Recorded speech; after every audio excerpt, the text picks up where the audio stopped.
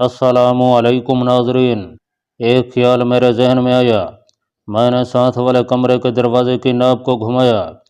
वो खुल गया। यह खाली कमरा था। पलंग फर्नीचर लगा हुआ था, मगर कोई आदमी वहाँ नहीं था। शायद यह कमरा भी किराए पर नहीं चढ़ा था। मैंने दरवाज़ा आहिस्ता से बंद करके कमरे का जायजा लिया। कमरे की बत्ती रोशन थी। मुझे मालूम हुआ कि ये कमरे लकड़ी की दीवारों की पार्टीशन करके बनाए गए हैं। ये उस पुरानी कोठी का कोई हॉल रूम था जिसकी पार्टीशन करके 3 कमरे बना दिए गए थे। मैंने इस दीवार को उंगली से बजाया जिसकी दूसरी जानब 7 नंबर कमरा था। दीवार में से खोखली आवाज़ आई। यह लकड़ी की भी नहीं बल्कि चीप बोर्ड की दीवार थी जिस पर हल्का शब्द रोगन किया हुआ था। इतने में बाहर से कुछ आदमियों के बातें करने की आवाज़ आई। मैंने जल्दी से कमरे की बत्ती बुझा दिया और दरवाजे की एक जानब दीवार से लगकर खड़ा हो गया। ये सोचा कि अगर कोई इस कमरे में आ रहा है तो मैं दरवाज़ा खोलते ही अंधेरे में बाहर निकल जाऊंगा। मैं बाथरूम में भी छुप सकता था, मगर फिर वहां से निकलना मुश्किल हो जाता। आवाज़ें और कदमों की आइटें बरामदे में आकर रुक गईं। किसी ने ताले में चाबी लगाई। मैं समझ गया कि ये लोग 7 वाले नंबर 7 कमरे के आदमी थे। ये वही भर्ती तकरीबकार और उनका चीफ हो सकता था, क्योंकि मुझे 3 आदमियों के मुख्तलिफ आवाज़ें आई थीं। ये लोग कमरे में दाखिल हो गए। दरवाजे को बंद करके चटखनी लगा दी गई।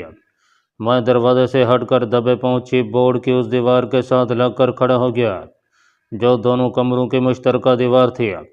दूसरे कमरे में से आदमियों के बोलने की आवाज़ें आने लगीं। उनके अल्फाज बिल्कुल साफ समझ में आ रहे थे। मैं दोनों भारतीय तकरीबकारों की आवाज़ों और उनके अमृतसरी हिंदुओं के लहजे को पहचानता था, और उनमें एक तीसरी आवाज़ भी थी जो उनके भारतीय चीफ की आवाज़ थी। तीसरी आवाज़ ने कमरे में आते ही दोनों तकरीबकारों को डरना शुरू कर दिया। तुम लोगों को अमृतसर जाते ही न सिर्फ नौकरी से अलग कर दिया जाएगा, बल्कि तुम्हारे खिलाफ केस भी चलेगा। तुम बिल्कुल नाअहल हो। तुम्हारी नाअहली की वजह से पाकिस्तान में हमारा सारा प्रोग्राम ख़तरे में पड़ गया है। वो बम ज़रूर पाकिस्तानी पुलिस इंटेलिजेंस के हाथ आ गया है। उससे हमें बहुत नुकसान पहुंच सकता है। एक तकरीबकार ने कहा, सर मैं तो थैला रख कर चला आया था और सिनेमा हाउस की एक तरफ खड़ा उसकी निगरानी भी कर रहा था।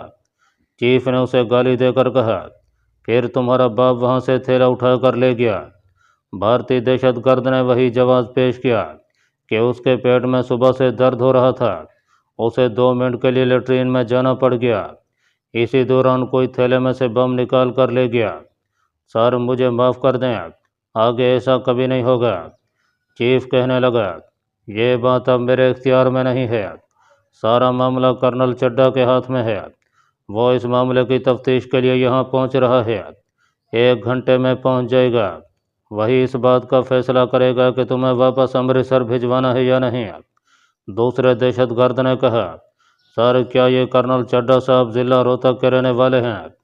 चीफ ने कहा, मैं सिर्फ इतना जानता हूँ कि वो इंडियन मिलिट्री इंटेलिजेंस का बड़ा अफसर है और पाकिस्तान में हमारी अगरवाद की तकरीबी कार्रवाई का इंचार्ज है।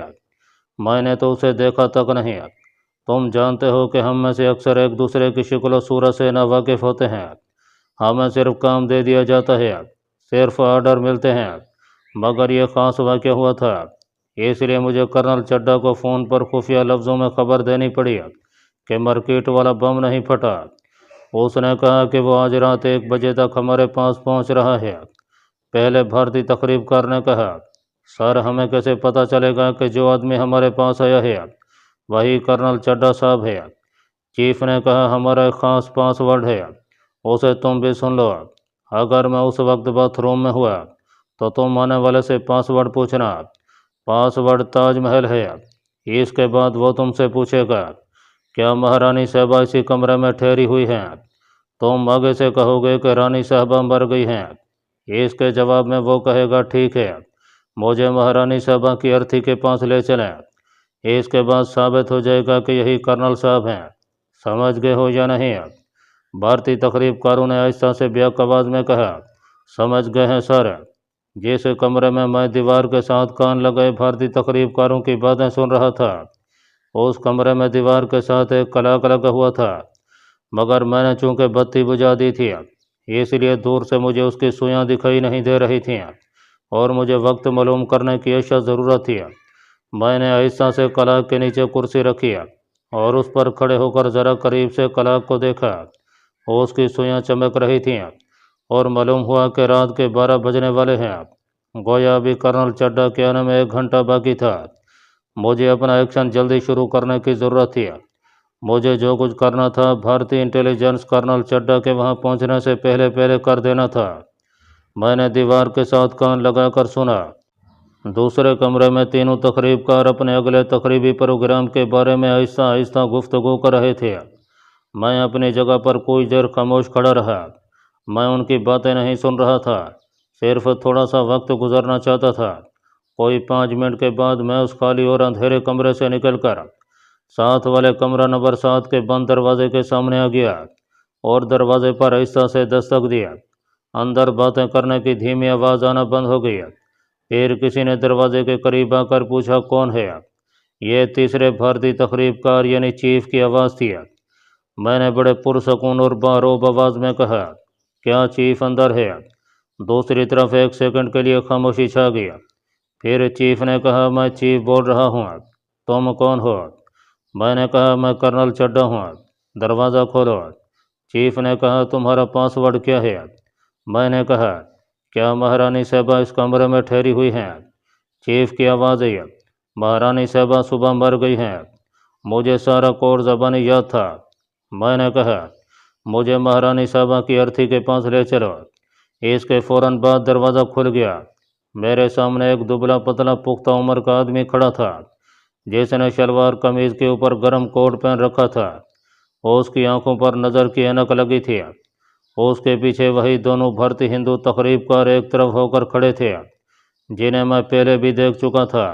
جن میں سے ایک وہ تھا جس نے اسلام آباد مارکیٹ کی کتابوں کی دکان کے باہر سے بم والا خالی تھیلا اٹھایا تھا، اور دوسرا وہ تھا جو اسے راولپنڈی کی پرانی بستی والے مکان میں ملا تھا اور جس کو میں نے پہلے تقریب کار کے ساتھ مکان سے باہر نکل کر کھیتوں میں اپنی گاڑی کی طرف جاتے دیکھا تھا۔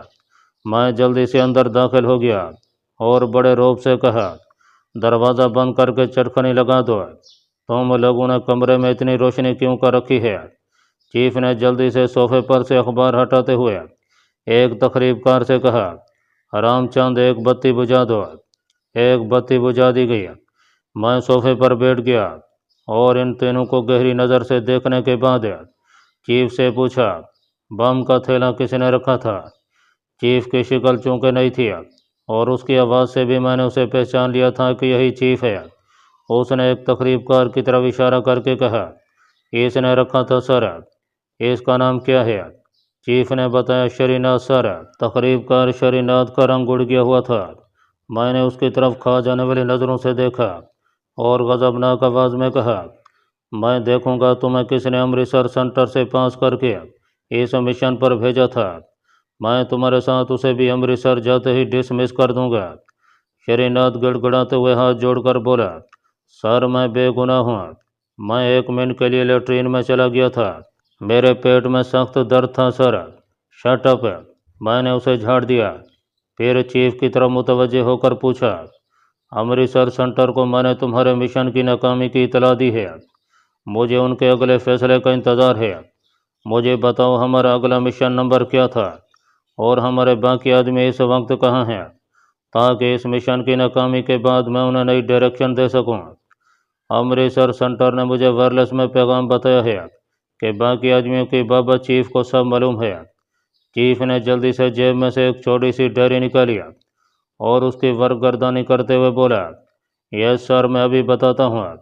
پھر اس نے ڈائری میں سے ایک کاغذ کا چھوٹا سا ٹکڑا نکال کر اسے پڑھتے ہوئے کہا، سر اس وقت ہمارے صرف 2 اگروادی پاکستان میں ہمارے علاوہ ہیں۔ دونوں اس وقت کراچی میں ہیں سر۔ ان کی ڈیوٹی اگلے ہفتے کراچی ریلوے اسٹیشن پر 2 دھماکے کرنے اور ایک مسجد کے نمازیوں پر فائرنگ کر کے انہیں ہلاک کرنے کی ہے۔ اس کاغذ پر ان کے نام اور ایڈریس لکھے ہوئے ہیں سر۔ میں نے اس کے ہاتھ سے کاغذ کا ٹکڑا لیتے ہوئے کہا، یہ مجھے دے دو۔ کاغذ کے پرزے پر 2 آدمیوں کے ہندو نام اور نیچے کراچی کا کوئی ایڈریس لکھا ہوا تھا جو میں نے اس وقت نہ پڑھا، اور کاغذ جیب میں رکھتے ہوئے چیف کو ڈانٹ کر کہا، सेंट्रल इंटेलिजेंस तुम्हारे खिलाफ भी एक्शन लेगी। आखिर तुम लोगों को हमारी भारतीय हुकूमत ने इसलिए यहाँ भेजा है कि तुम यहाँ बैठकर जनता की कमाई से ऐश उड़ाओ। चीफ कुछ कहने लगा तो मैंने उसे झड़ते हुए कहा, शट अप, तुम सब बेकार आदमी हो। मैंने अमृतसर सेंटर को वायरलेस पर ब्रीफ कर दिया है कि तुम तीनों को वापस बुला लिया जाए। अब मैं जाता हूँ, तुम लोग उस वक्त तक यहीं रहोगे जब तक मुझे अमृतसर सेंटर से कोई एडवाइस नहीं मिलती। ओके? यस सर, चीफ ने मुर्दासी आवाज़ में कहा। मैं उठ खड़ा हुआ। मैं अमृतसर सेंटर वायरलेस मैसेज का जवाब लेने जाता हूँ। दरवाजे को अंदर से बोल्ट करके रखना और ख़बरदार कमरे में ज़्यादा रोशनी नहीं होनी चाहिए। यस सर, चीफ ये कहकर जल्दी से उठ खड़ा हुआ। मैंने दरवाजे के पास जाकर पलट कर कहा, तुम्हारे पास पाकिस्तानी करेंसी में 1000 रुपया होगा। चीफ ने जल्दी से अपना कोट में हाथ डाला और बटुए में से 100 के नोट निकाल कर मेरी तरफ बढ़ाया। सारी ये 700 रुपये पाकिस्तानी हैं। ठीक है, मैंने रुपए लेकर कहा, मेरे पास 10,000 की इंडियन करेंसी है। मुझे तुम्हारे पास जल्दी आना पड़ा। पाकिस्तानी करेंसी में से रकम को तब्दील नहीं करा सका। No problem sir. मैंने चीफ की तरफ घूर कर देखा। ज़्यादा अंग्रेज़ी मत बोला करो, पाकिस्तान में रहते हो तो उर्दू में बात किया करो। यह कहकर मैं दरवाज़ा खोलकर बाहर निकल गया। बाहर निकल कर मैं रुक गया और दरवाजे की तरफ देखा। चीफ ने दरवाज़ा बंद किया और अंदर से बोलट लगा दिया। मैं वहाँ से सीधा होटल की लॉबी में आ गया। यहाँ एक जानिब कोने में छोटा सा टेलीफोन बूथ बना हुआ था। बूथ में दाखिल होते ही साथ लटकी हुई टेलीफोन डायरेक्टरी में मैं इमरजेंसी पुलिस का नंबर तलाश करने लगा। होटल के काउंटर से मैंने इमरजेंसी पुलिस का नंबर इसलिए ना पूछा कि वहाँ खामखा खौफ व हिरास न फैल जाए और तीनों तकरीबकार कमरे से फरार न हो जाएं। मुझे बड़ी जल्दी इमरजेंसी पुलिस फोर्स का नंबर मिल गया। मैंने नंबर डायल किया। दूसरी तरफ से किसी ने रिसीवर उठाकर कहा, इमरजेंसी पुलिस फोर्स सर, क्या बात है? मैंने कहा, मेरी बात गौर से सुनो, मैं तुम्हें अपना नाम नहीं बता सकता। मैं पिंडी के मरगला होटल की लॉबी से बोल रहा हूँ। उस होटल के कमरा नंबर 7 में इस वक्त इंडिया के 3 हिंदू तकरीबकार मौजूद हैं। उन्हें फ़ौरन पुलिस स्क्वाड भेज कर गिरफ्तार किया जाए।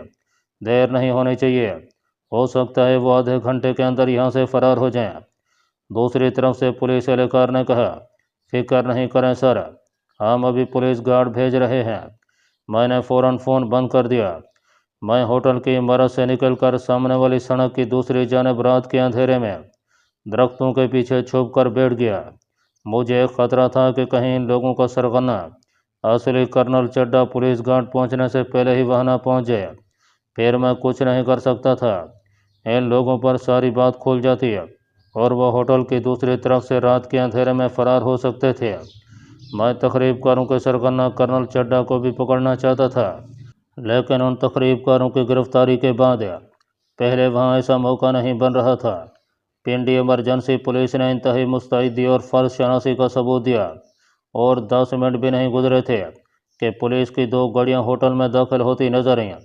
खामोशी से दोनों गाड़ियाँ लान की एक जानब दरख्तों के नीचे अंधेरी में खड़ी हो गईं। मैंने उनमें से 15-16 पुलिस के मुसल्लह सिपाहियों को छलांगे लगाकर निकलते देखा। 6-7 सिपाही होटल की दोनों जानब दौड़ पड़े ताकि होटल का मुहासरा किया जाए। 4 सिपाही वहीं बंदूक के लिए खड़े हो गए। कुछ सिपाही एक थानेदार की जमीयत में होटल की लॉबी में घुस गया। थोड़ी ही देर में होटल के हक़ में कुछ आवाज़ें बुलंद हुईं। फायर की आवाज़ भी आई। ये पिस्तौल का फायर था। शायद किसी तकरीबकार ने फायर किया था या पुलिस इंस्पेक्टर ने फायर किया था। दूसरे ही लम्हे मैंने देखा कि पुलिस के आदमी तीनों तकरीबकारों को पकड़ कर ला रहे थे। उन्हें हथकड़ियाँ लगी हुई थीं। पुलिस की भारी नफरी ने उन्हें अपने घेरे में ले रखा था। तीनों तकरीबकारों को पुलिस ने गाड़ी में धकेला और गाड़ियां होटल की इमारत से निकलकर सड़क पर एक तरफ रवाना हो गईं। मेरी तसल्ली हो गई। मैं इसलिए भी खुश था कि यह कार्रवाई बड़ी जल्दी हो गई थी और तीनों भारतीय तकरीबकारों को पुलिस गिरफ्तार करके ले गई थी। चीफ तकरीबकार ने बताया था कि कर्नल चड्ढा 1 घंटे बाद वहां पहुंचने वाला है। अब इस बात को मेरे अंदाजे के मुताबिक 1 घंटा नहीं हुआ था। मुझे यकीन था कि कर्नल चड्ढा अभी तक वहां नहीं आया होगा। मैं दरख्तों के पीछे से निकलकर होटल की लॉबी में आ गया। वहाँ 2-3 आदमी खड़े इस वाक़े पर एक दूसरे से बातें कर रहे थे। میں نے ایک ملازم سے ہوٹل کے فلور مینیجر کے بارے میں پوچھا تو اس نے کاؤنٹر کے پاس ایک سوٹ بوٹ والے نوجوان آدمی کی طرف اشارہ کر کے کہا، جی ملک صاحب وہ سامنے کھڑے ہیں۔ میں اس کے پاس چلا آیا۔ میں نے اسے السلام علیکم کہا۔ اس نے چونک کر میری طرف مشکوک نظروں سے دیکھا۔ میں نے پوچھا، کیا آپ ہی فلور مینیجر ہیں؟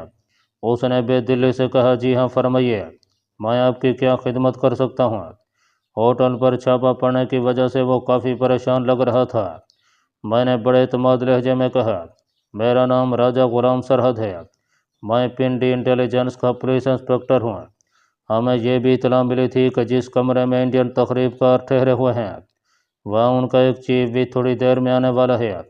فلور مینیجر نے ٹھنڈا سانس بھر کر کہا، سر ہماری پہلے ہی بڑی بدنامی ہو چکی ہے، آپ کی پولیس 3 آدمیوں کو پکڑ کر لے گئی ہے۔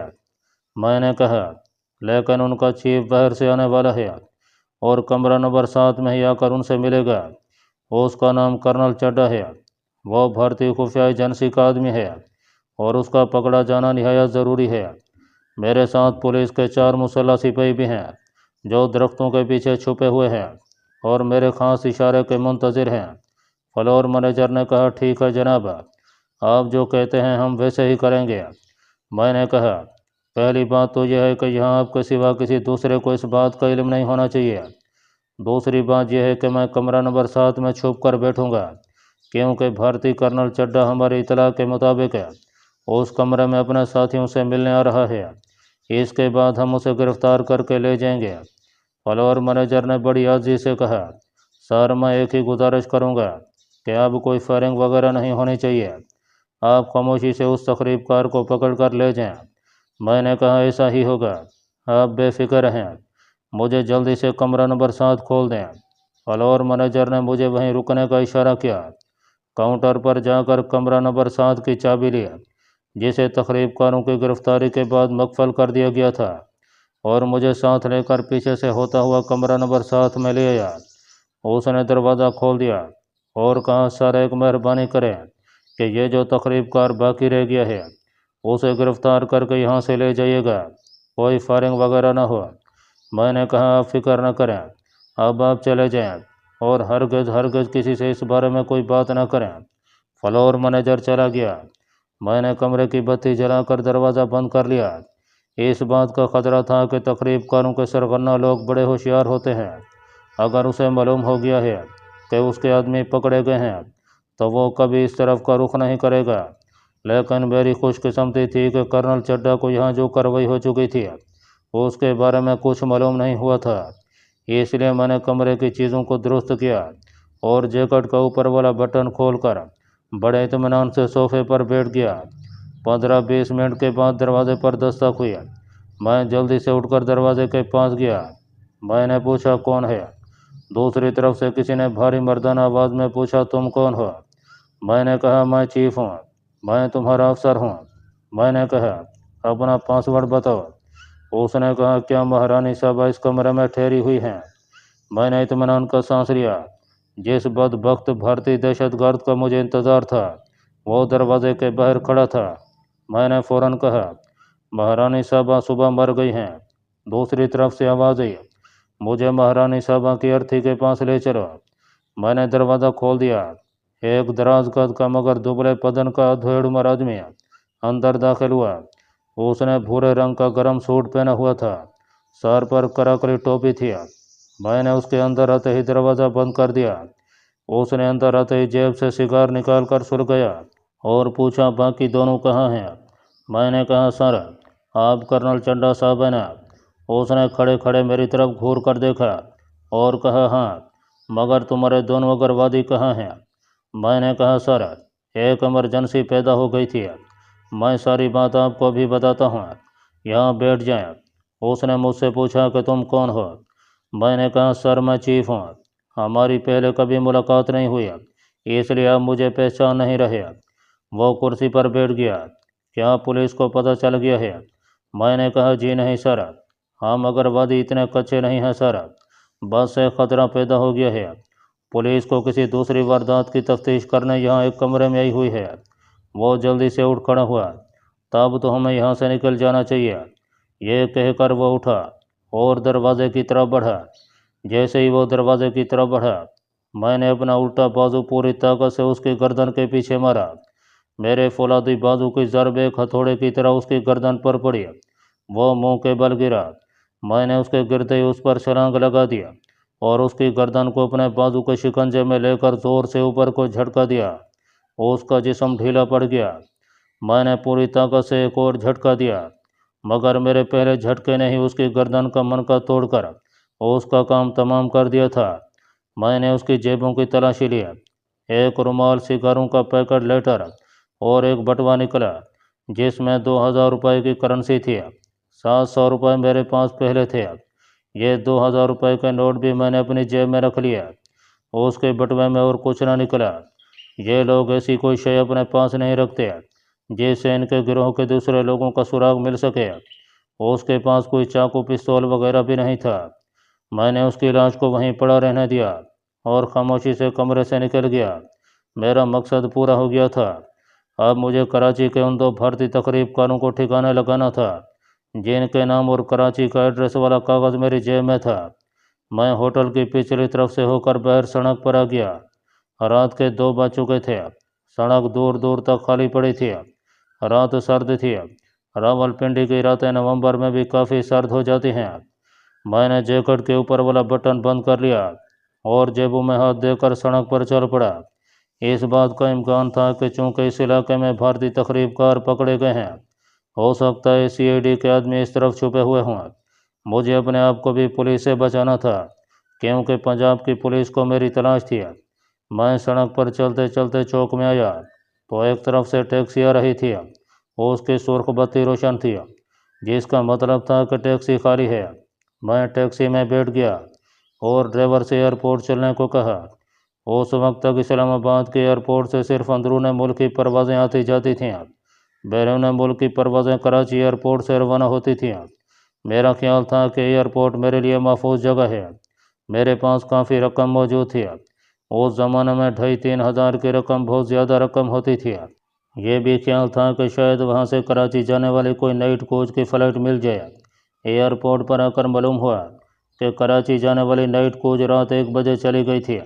اب صبح 6:45 پر ایک فلائٹ کراچی جائے گی۔ میں ایئرپورٹ کی عمارت میں ایک طرف ہو کر بیٹھ گیا۔ مجھے 4-5 گھنٹے وہاں بیٹھنا تھا۔